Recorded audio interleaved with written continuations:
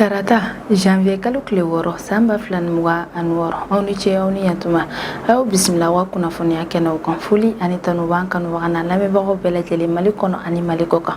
aw ka dɔn kibaru jumɛn wagati seli foli kɔfɛ kunnafoniba minnu b'an bolo k'olu da u tulo kan olu dɔw bɛ tali kɛ sibiri tɛmɛnen janvier kalo kile 3 san 2026 Donald Trump ni o ye États-Unis jamana ɲɛmaa ale ye laseli belebele dɔ yɛrɛ kɔni kɛ min na y'a yira k'a fɔ k'ale yɛrɛ kɔni farapu juguman yɛrɛ kɔni kɛ ni k'a ɲɛsin Venezuela faaba yɛrɛ ma ni o ye Caracas yɛrɛ k'a ka o farapu jugu yɛrɛ kɔni kɔfɛ k'a ye Venezuela jamana ɲɛmaa yɛrɛ minɛ ni o ye Nicolas Maduro ale n'a muso yɛrɛ minɛ k'o farapu yɛrɛ kɛra juma su ka dugu jɛ sibiri yɛrɛ la janvier kalo kile 3 san 2026 a y'a yira k'a fɔ ko sani ale ka farapu yɛrɛ kɔni kɛ k'a ɲɛsin Venezuela jamana yɛrɛ kɔni ma ko y'a sɔrɔ ale yɛrɛ kɔni ka pression yɛrɛ kɔni kɛ Venezuela jamana kan sabula ale kun y'a ka fintigilakaw yɛrɛ kɔni bila ni ka taa Île de Caraïbes yɛrɛ kɔni na walasa u bɛ se ka taa Venezuela yɛrɛ kɔlɔsi ka ɲɛ cogo min na Donald Trump a yira k'a fɔ k'ale ka ni opération ninnu yɛrɛ kɔni kɛra ka ɲɛ wa ka organisera yɛrɛ de sabula k'a bɛ kalo kelen yɛrɛ kɔni bɔ ale y'a ka cɛdenw yɛrɛ kɔni bila ka taa Venezuela dancɛw yɛrɛ la walasa u bɛ se ka taga Venezuela jamana kɔlɔsi u bɛ se k'u ka opération yɛrɛ kɛ ka ɲɛ ko États-Unis ka ni farapu ko yɛrɛ kɔni na min yɛrɛ États-Unis pankuru yɛrɛ kɔni ko pankuru 150 yɛrɛ kɔni sen donna ni opération yɛrɛ kɔni na walasa opération yɛrɛ bɛ se ka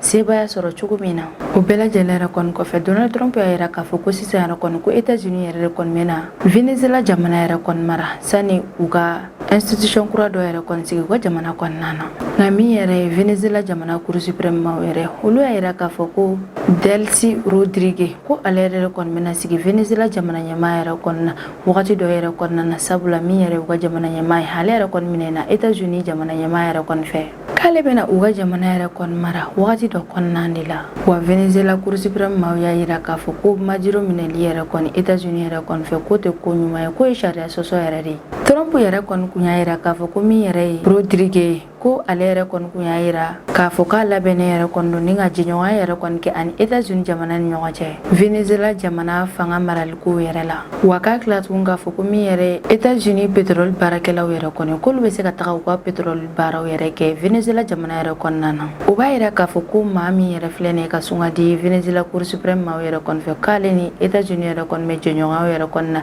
Venezuela jamana maraliko yɛrɛ kɔni na sabula Donald Trump ale yɛrɛ de kɔni y'a yira k'a fɔ ko Delcy Rodríguez k'ale yɛrɛ kɔni sɔnna u ka ni jɛɲɔgɔnya yɛrɛ ma wa fana k'a sɔnna ko min yɛrɛ États-Unis jamana pétrole baarakɛlaw yɛrɛ k'olu bɛ se ka taa u ka pétrole bɔ yɛrɛ fana kɛ Venezuela jamana kɔnɔ min yɛrɛ Trump ale yɛrɛ kɔni ma ɲɛfɔli fosi yɛrɛ kɔni kɛ n'a sɔrɔ Venezuela jamana yɛrɛ bɛna mara cogo min yɛrɛ la wa Trump ale tilala tuguni ni ka bagabagali kuma dɔw yɛrɛ kɔni fɔ a y'a yira k'a fɔ ko ni kow bɛɛ lajɛlen yɛrɛ kɔni ma kɛ i n'a fɔ ale bɛ fɛ a ka kɛ cogo min yɛrɛ kɔni na k'a bɛ se ka opération militaire wɛrɛ yɛrɛ kɔni kɛ k'a ɲɛsin Venezuela jamana yɛrɛ kɔni ma an bɛ wagati min na i n'a fɔ ko bi min yɛrɛ Nicolas Maduro ale n'a furumuso yɛrɛ kɔni minɛnen bɛ États-Unis jamana yɛrɛ kɔnɔna na ni maa fila ninnu yɛrɛ kɔni minɛna États-Unis yɛrɛ kɔni fɛ k'a sababu yɛrɛ kɛ États-Unis ka farapu jugu yɛrɛ kɔni kɛ k'a ɲɛsin u ka jamana yɛrɛ kɔni ma o farapu yɛrɛ de kɔni kɔfɛ États-Unis ye a ka fintigilakaw yɛrɛ kɔni bila ni ka taa ni Venezuela jamana ɲɛmaa n'a furumuso yɛrɛ kɔni ni ka taa u bila a ka jamana kaso yɛrɛ kɔnɔna na i n'a fɔ an bɛɛ lajɛlen b'a kalama min yɛrɛ Nicolas Maduro ni ale Venezuela jamana ɲɛmaa an bɛ wagati min na i n'a fɔ ko bi ale yɛrɛ n'a muso yɛrɛ kɔni minɛnen bɛ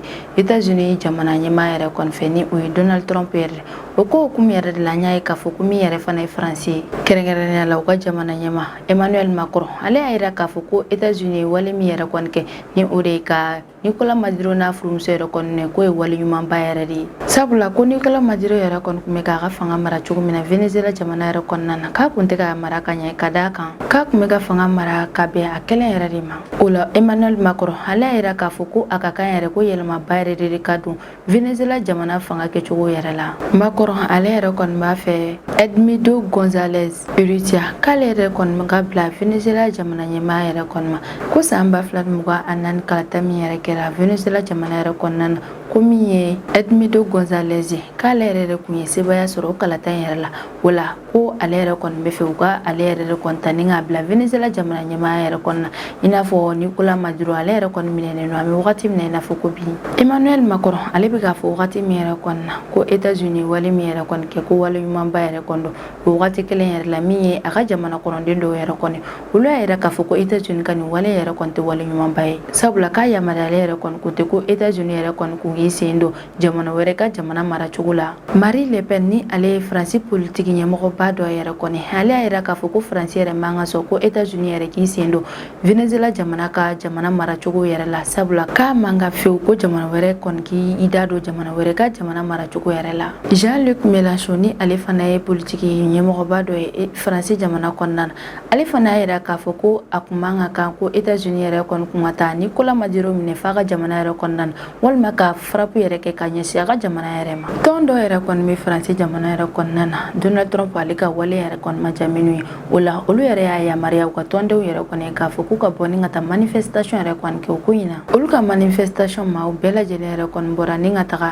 Paris Place de la République yɛrɛ kɔni na ni ka taa u hakilinataw yɛrɛ fɔ. U y'a yira k'a fɔ ko Donald Trump ye wale min yɛrɛ kɔni kɛ ko wale ɲuman tɛ wa fana k'a kun man ka kɛ sabula k'a man ka yɛrɛ ko jamana wɛrɛ k'i da don jamana wɛrɛ yɛrɛ ka jamana maracogo yɛrɛ la. Dominique de Villepin ni ale ye premier ministre kɔrɔ ye ale yɛrɛ fana y'a yira k'a fɔ ko a man ka ko Emmanuel Macron ale yɛrɛ kɔni ka nisɔndiya ni États-Unis ka nin wale yɛrɛ kɔni ye sabula ko États-Unis wale min yɛrɛ kɛ ko wale ɲumanba tɛ. Dominique de Villepin ale ye Emmanuel Macron yɛrɛ kɔni jalaki a y'a yira k'a fɔ ko Emmanuel Macron k'a ka hakilinaw yɛrɛ tɛ yeli kɛ wa ko Emmanuel Macron yɛrɛ kɔni ko tiɲɛ bɛ fan o fan yɛrɛ kɔni fɛ k'a tɛ taa o sira yɛrɛ kɔni fɛ k'a bɛ ka Faransi jamana yɛrɛ bila faratiba yɛrɛ la ani Europe jamana fana. A y'a yira k'a fɔ k'ale yɛrɛ kɔni bolo ko Emmanuel Macron bɛ ka wale min yɛrɛ kɔni kɛ k'o ye Donald Trump sago yɛrɛ de ko sani a k'a ka jamana yɛrɛma hɔrɔnya lafasa k'a bɛ taa i da don jamana wɛrɛw yɛrɛ ka kungo yɛrɛ de la. Villepin ɲininkali yɛrɛ kɔni ta ni k'a ɲɛsin Emmanuel Macron yɛrɛ kɔni ma a y'a yira k'a fɔ ko bi yɛrɛ kɔni ko o attaque ɲɛsilen bɛ Venezuela jamana yɛrɛ kɔni ma ko nka ko siɲɛ wɛrɛ yɛrɛ kɔni ni a ye attaque yɛrɛ kɔni ta ni k'a ɲɛsin Groenland yɛrɛ kɔni ma k'olu bɛna mun de kɛ o ko in yɛrɛ la k'ale yɛrɛ kɔni bolo ko Faransi walima Europe jamanaw yɛrɛ kɔni k'olu yɛrɛ kɔni ye jamana fangatigibaw ɲɛ jɔyɔrɔ yɛrɛ de o la k'u bɛ se ka Faransi ani Europe jamana fangaw bɛɛ lajɛlen dɔgɔya n'u ka wale dɔw yɛrɛ ye. Villepin yɛrɛ kɔni y'a ɲini Emmanuel Macron yɛrɛ kɔni fɛ k'a fɔ ko a kan k'i cɛsiri ni k'a ka jamana yɛlɛma hɔrɔnya yɛrɛ de lafasa k'a ka na i da yɛrɛ kɔni don jamana wɛrɛw yɛrɛ ka kɛlɛw la sabula ko siɲɛ wɛrɛ ta yɛrɛ kɔni ko bɛ se ka ta ka ɲɛsin Europe walima Faransi yɛrɛ kɔni ma. Emmanuel Macron ale yɛrɛ k'a fɔ k'a bɛna kumaɲɔgɔnya yɛrɛ kɔni kɛ ani jamana wɛrɛw yɛrɛ ni ɲɔgɔn cɛ walasa ka nin situation yɛrɛ kɔni ɲɛɲini o la sabula k'ale Macron yɛrɛ kɔni bɛ fɛ a ka jamana kɔnɔden minnu yɛrɛ bɛ Venezuela jamana yɛrɛ kɔnɔna na ni ka olu lakana kosɛbɛ ko yɛrɛ kɔni kosɔn ale y'a yira k'a fɔ k'a bɛna ɲɛɲini ka kumaɲɔgɔnya yɛrɛ kɔni kɛ ani jamana wɛrɛw yɛrɛ kɔni ɲɔgɔn cɛ u bɛ se ka nin situation yɛrɛ lajɛ cogo min yɛrɛ la. An bɛ wagati min na i n'a fɔ ko bi n y'a mɛn ni o ye Niger faaba ani Cotonou ni o ye Benin duguba yɛrɛ kɔni dɔ dɛ ni jamana fila ninnu yɛrɛ kɔni cɛ gɛlɛyaba yɛrɛ de bɛ an bɛ wagati min na i n'a fɔ ko bi janvier kalo tile fɔlɔ san 2026 tɛmɛnen yɛrɛ Niger ministère des affaires maaw yɛrɛ ye communiqué belebele dɔ yɛrɛ kɔni kɛ u y'a yira k'a fɔ ko Seydou Imurana ni ale ye Benin ambassade min yɛrɛ bɛ Niger jamana yɛrɛ kɔnɔna na o conseil fɔlɔ yɛrɛ kɔni k'ale yɛrɛ kɔni bɛna gɛn ka bɔ Niger jamana yɛrɛ kɔnɔna na u ye tile fila yɛrɛ de di Seydou Imurani yɛrɛ ma k'a ka bɔ u ka jamana yɛrɛ kɔnɔna na ko Niger ma ko fosi yɛrɛ de tɛ Seydou Imurana yɛrɛ la u ka jamana kɔnɔna na. Niger y'a yira k'a fɔ k'ale ka nin ye tajuru sara yɛrɛ de sabula wagati tɛmɛnen yɛrɛ la ko Benin ye Niger diplomate dɔw yɛrɛ kɔni gɛn ka bɔ a ka jamana yɛrɛ kɔnɔ o la Niger fana y'a ta yɛrɛ de sara Benin yɛrɛ kɔnɔna ni ka u ka ambassade conseil premier yɛrɛ gɛn ni ka bɔ u ka jamana kɔnɔ. Niger y'a yira k'a fɔ ko sisan yɛrɛ kɔni ko tajuru sara yɛrɛ kɔni bɛ ale fan fɛ ni maa fɛn fɛn ye ko dɔ yɛrɛ kɔni k'ale la ale fana b'a ta yɛrɛ kɔni sara o tigi ma. Nin wale yɛrɛ kɔni kɛra sababu ye ni ka gɛlɛyaba yɛrɛ de don Niamey ani Cotonou yɛrɛ ni ɲɔgɔn cɛ sabula ni jamana fila ninnu yɛrɛ kɔni tɛ ka se ka sigi ka kumaɲɔgɔnyaw yɛrɛ kɔni kɛ u ni ɲɔgɔn cɛ cogo min yɛrɛ kɔni na u bɛ se ka ni kɛlɛ ninnu bɛɛ lajɛlen dabila k'a sɔrɔ ni jamana fila ninnu yɛrɛ kɔni ka surun ɲɔgɔn na kosɛbɛ. Nin ko yɛrɛ kɔni kɛra sababu ye min yɛrɛ ye Benin ale y'a yira k'a fɔ ko a ka ambassade min yɛrɛ bɛ Niger jamana yɛrɛ kɔnɔna na k'a bɛna o ambassade yɛrɛ datugu o b'a yira k'a fɔ ko Benin ambassade min yɛrɛ bɛ Niger jamana yɛrɛ kɔnɔna na k'o tɛna labaara tuguni. Benin ka o décision yɛrɛ b'a ta Benin y'a yira k'a fɔ k'a ka o décision yɛrɛ kɔni labaarali yɛrɛ bɛ daminɛ janvier kalo tile 5 tɛmɛnen san 2026 wa u yɛrɛ kɔni ma don fɔ don min yɛrɛ la u ka ambassade yɛrɛ bɛ se ka baara daminɛ Niger jamana kɔnɔ. Gɛlɛya min yɛrɛ bɛ Niger ni Benin yɛrɛ kɔni ɲɔgɔn cɛ o bɛ se ka na ni gɛlɛyaba yɛrɛ de ni jamana ninnu yɛrɛ ni ɲɔgɔn cɛ kɛrɛnkɛrɛnnenya la u ka fɛɛrɛ kɛ minɛnw don cogo jɛɲɔgɔnya min yɛrɛ fana bɛ u ni ɲɔgɔn cɛ lakanako yɛrɛ la a bɛ se ka gɛlɛya don fana la jamana fila ninnu yɛrɛ ka sɔrɔ ko yɛrɛ fana a bɛ se ka gɛlɛyaba yɛrɛ de don o fana la a bɛ wagati min na i n'a fɔ ko bi min yɛrɛ ye Benin olu y'a yira k'a fɔ k'u bɛ ka ambassade min yɛrɛ bɛ Niger jamana yɛrɛ kɔnɔna na ko ambassade yɛrɛ kɔni tɛ ka labaara fɔlɔ wa k'u yɛrɛ fana ma don yɛrɛ kɔni fɔ don min yɛrɛ la u ka ambassade yɛrɛ bɛ se ka baara yɛrɛ daminɛ Niger jamana kɔnɔna na kari tɛmɛnen janvier kalo tile 4 san 2026 min yɛrɛ ye Guinée Conakry Cour suprême maaw yɛrɛ olu yɛrɛ laseli belebele dɔ yɛrɛ kɔni kɛ min na u y'u ka kalata jaabi labanw yɛrɛ bɔ